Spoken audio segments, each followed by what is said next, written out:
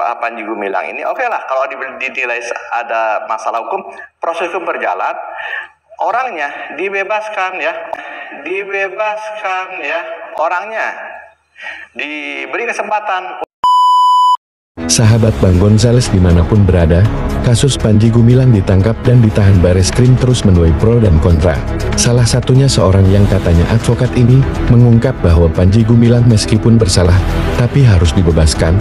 Yuk kita saksikan videonya.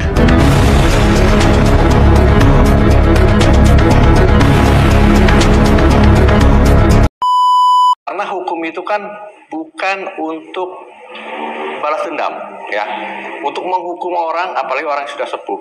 Hukum itu kan adalah untuk membina orang. Nah, kalau Pak Panji Gumilang ini bisa dibina, ya, kalau anggaplah dianggap bersalah, terus dibina, ya, kontribusinya jelas kelihatan, ya. Terus apa yang dihasilkan juga nampak. Dia punya banyak usaha, usahanya juga untuk orang banyak, ya, termasuk dia punya kebun, dia punya usaha pangan, dia punya usaha minuman kemasan, itu semua untuk memberikan kesejahteraan bagi anak didiknya. Ya, harusnya itu menjadi pertimbangan. Kalau sampai hal-hal yang kita gambarkan tadi di sini tidak menjadi pertimbangan, saya melihat ini ada target.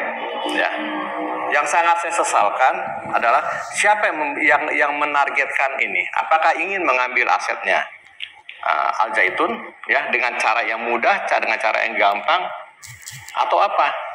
Nah, yang sering cawe-cawe di sini saya melihat sekali lagi, saya tidak anti Pak Mahfud, tapi saya lihat Pak Mahfud punya atensi terhadap kasus ini.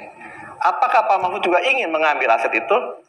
Nah, nanti kita lihat ya, bagaimana akhir ending dari peristiwa ini, kecuali kalau memang Pak Panji Gumilang ini, oke lah kalau dinilai ada masalah hukum, proses hukum berjalan, orangnya dibebaskan ya, orangnya diberi kesempatan untuk menjalankan seluruh apa yang dia sudah lakukan selama ini.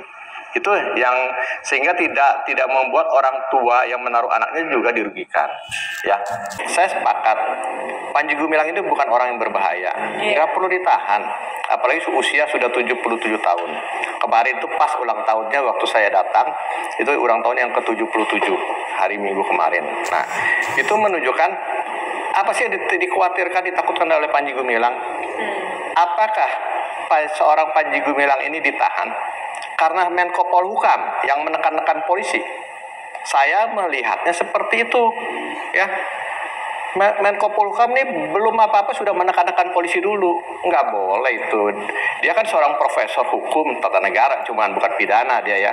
Jadi mungkin agak offside nih. Ya, mudah-mudahan Pak Mahfud kalau nonton ini bisa memanggil saya dan saya bisa jelaskan, ya. Tapi jangan pakai kekuasaan saya pasti kalah. Tapi kalau kita diskusi aktif baik, ya, saya malah dapat ilmu dari Pak Mahfud, ya. Dan pengamatan hukum saya mengatakan Pak Mahfud belum waktunya lah untuk cawe-cawe di dalam kasus Panji Gumilang ini, ya. Nggak pada tepatnya, masih banyak kok aparat hukum yang lain, sehingga polisi jadinya serba salah nih, nggak ditindak.